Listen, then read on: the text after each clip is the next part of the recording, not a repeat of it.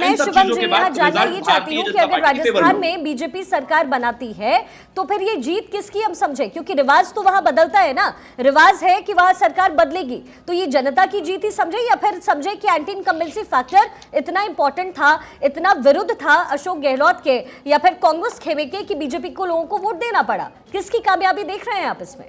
देखिए, एक चीज बहुत प्रैक्टिकल है और ये तो पूरा देश मानता है कि जिस तरीके से मेरे देश के प्रधानमंत्री की छवि है, जिस तरीके की उनकी अप्रूवल रेटिंग्स हैं, जिस तरीके का उनका एक चुनावी इंपैक्ट है, चाहे वो किसी भी राज्य में कहीं पर भी रहा हो, भारतीय जनता पार्टी को उसका फायदा मिलता है। जिस तरीके से उन्होंने लीड विद द फ्रंट किया और तमाम रैलियां ऑर्गेनाइज करने के बाद, और जिस तरीके से जो है जनता उनको पसंद करती है, प्यार करती है, उसका फैक्टर हमेशा कहीं ना कहीं भारतीय जनता पार्टी को जो है मिलता है और आगे भी मिलता ही रहेगा। लेकिन विषय यहां पर इतना जरूर है कि हाँ, जिस तरीके का कुशासन रहा, खास तौर पर जिस तरीके से 12 से ज्यादा पेपर लीक के विषय रहे, जिस तरीके से सांप्रदायिक हिंसा रही, जिस तरीके से महिलाओं के प्रति अत्याचार रहा, जिस तरीके से आपस में लड़ाई रही, जिस तरीके से खुद की महिला विधायक भी कांग्रेस की आकर ये कहने को मजबूर हो गई तो कि यहां पर हमारी ही कोई नहीं सुनता, हमारी ही एफआईआर नहीं ली जाती, तो बाकी का क्या होगा। महिला वोटर एक बहुत बड़ा फैक्टर है। जब एक मंत्री जो है और शिवम जी, महिला वोट जो बड़ा फैक्टर है, इससे तमाम पार्टियों ने इस फैक्टर को भी साधने की खूब कोशिश की है और अदिति भी इससे इत्तेफाक रखेंगी। लेकिन इसी बीच राजस्थान की गणित क्या कुछ कह रही है इस वक्त, सबसे पहले आपको वो दिखा देते हैं। सुपर एग्जिट पोल क्या कुछ कह रहा है, सबसे पहले आपको वो दिखा दे। कुल सीटें 199 जिस पे चुनाव राजस्थान में लड़ा गया है और किसके खाते में कितनी सीटें जाती हुई इस वक्त नजर आ रही है, यहां आपको हम डेटा वाइज भी दिखा रहे हैं। लगभग बीजेपी के खाते में 89 to 100 सीटें इस वक्त जाती हुई नजर आ रही है और इसके साथ ही कांग्रेस को एक बढ़त मिलती हुई यहां पर नजर आ रही है। आपको ये आंकड़े आपको बताएं, 86 से 106 ये आंकड़ा, और अदर्स को 9 से 10 सीटें मिलती हुई दिख रही है इस वक्त राजस्थान के रण में।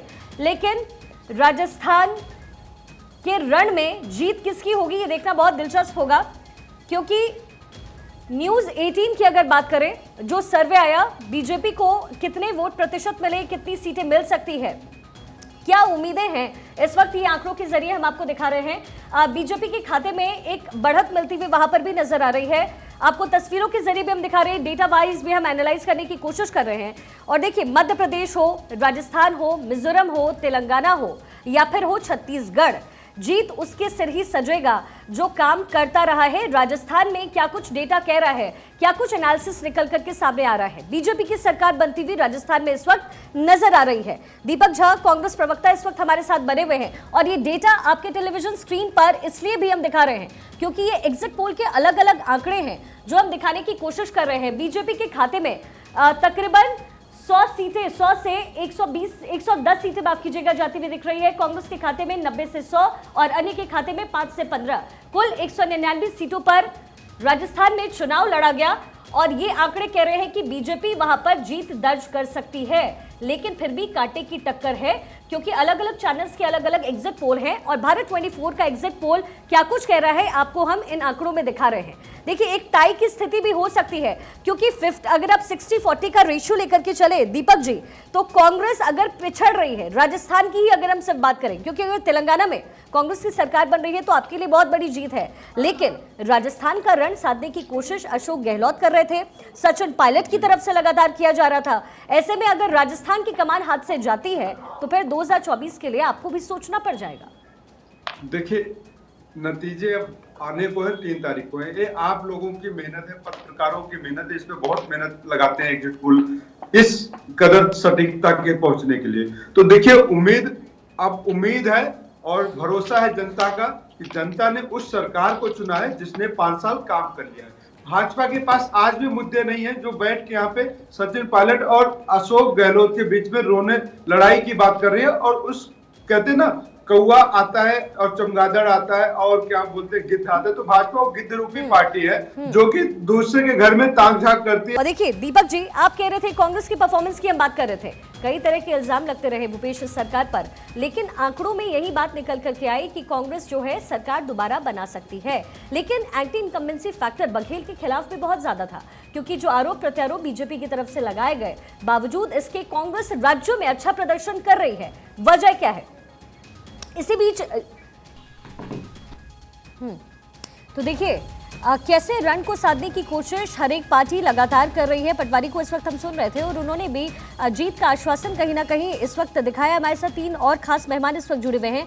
मनीष गुप्ता, संपादक पत्रिका, हमारे साथ जुड़े हुए हैं। विश्वेश ठाकरे हमारे साथ इस वक्त जुड़े हुए हैं, रेजिडेंट एडिटर हैं आप दैनिक भास्कर के। और Mrigendra Singh, editor in chief है राज एक्सप्रेस के। तो देखिए मनीष जी, सबसे पहले मैं समझना ये चाहूंगी कि छत्तीसगढ़ के रण में क्या कुछ फैक्टर कांग्रेस के लिए काम करता हुआ नजर आया?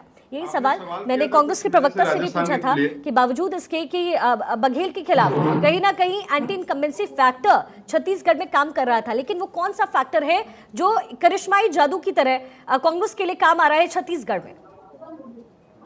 देखिए, एग्जिट पोल में निश्चित रूप से कांग्रेस को एज मिलती दिख रही है और जिस तरीके से कांग्रेस ने पिछले 5 वर्षों में भूपेश बघेल जी ने सरकार चलाई है, कहीं ना कहीं अगर शुरुआती दौर पे देखेंगे तो 2.5 वर्षों तक कांग्रेस का शासनकाल काफी अच्छा रहा है। बाद में कांग्रेस की गुटबाजी और ईडी का जो प्रवेश जब छत्तीसगढ़ में हुआ तो उसके बाद काफी चीजें बदली हैं और जिस तरीके से भारतीय जनता पार्टी का भी प्रदर्शन काफी अच्छा दिख रहा है, मुझे लगता है कि छत्तीसगढ़ में काफी नजदीकी का मुकाबला है।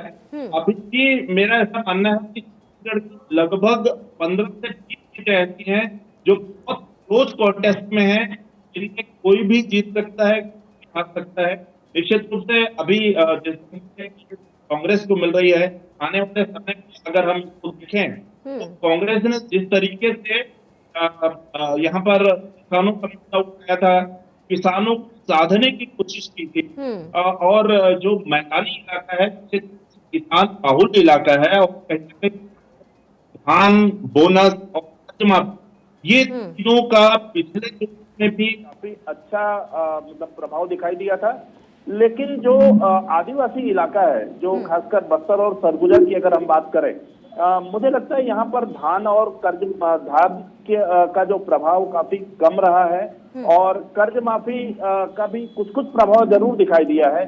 और अगर कांग्रेस सरकार में आती है तो मुझे लगता है कि ये दोनों फैक्टर कहीं ना कहीं काफी कारगर साबित होंगे और ये बीजेपी के लिए जो है, बीजेपी ने काफी लेट अपना घोषणा पत्र जारी किया और जिस ढंग से बीजेपी पहले मना करती थी कि हम धान की कीमत नहीं बढ़ाएंगे, अंततोगत्वा बीजेपी को इस बार जो है धान की कीमत बढ़ानी पड़ी अपने घोषणा पत्र में। और साथ में लेकिन सर ये भी तो एक फैक्टर है ना, एक्चुअली छत्तीसगढ़ क्या 5 राज्यों का अगर आप घोषणा पत्र देखेंगे तो आदित्य आप भी इत्तेफाक रखेंगे और आप अपनी टिप्पणी जरूर दीजिए कि वेट किया जा रहा था कि पहले बीजेपी घोषणा पत्र लेकर आएगी, फिर हम 5 रुपए और बढ़ा देंगे, 100 रुपए और बढ़ा देंगे। कहीं ना कहीं इस फैक्टर को भी बुनाने की कोशिश दोनों ही पार्टियां करती रही है। तो छत्तीसगढ़ में किसानों का फैक्टर तो सबसे स्ट्रांग था, जो कहीं ना कहीं बघेल सरकार के फेवर में जा रहा था। लेकिन एक और चुनावी मुद्दा और चुनावी वादों के साथ सबसे बड़ा फैक्टर बीजेपी के लिए ये रहा है कि चेहरा कौन। क्या आपको लगता है कि छत्तीसगढ़ में इसकी कमी नजर आई बीजेपी को लेकर? देखिए, अगर बहुत क्लियरली बात करें, इत्तेफाक शायद रखें ना रखें बीजेपी के प्रवक्ता, लेकिन मुद्दा यह है कि एक होता है राष्ट्र राजनीति में आप किस तरीके से चुनाव प्रचार करते हैं, जो कि भारतीय जनता पार्टी का कोई कम्पीट कर ही नहीं सकता। मैं तेलंगाना गई थी, उसका भी जिक्र आपसे करूंगी, लेकिन ये देखा गया इस चुनाव में बहुत क्लोजली, क्योंकि मैं 5 राज्य गई, उससे पहले मैं कर्नाटक गई। कहीं ना कहीं जो रीजनल की राजनीति है, स्टेट्स की राजनीति, उसमें भारतीय जनता पार्टी को, भले ही भारतीय जनता पार्टी आधे से ज्यादा राज्यों में जीते, लेकिन फिर भी रीजन की राजनीति, स्टेट्स की राजनीति में तब्दील, पैटर्न में तब्दील करनी पड़ेगी, यानी रणनीति में बदलाव करना पड़ेगा। छत्तीसगढ़ में क्या हुआ, वहां के ओम माथुर राजस्थान से आते हैं, वहां के प्रभारी थे, बार बार उनसे जिक्र हुआ, उनके पास चुनौती थी चेहरे ना होने की।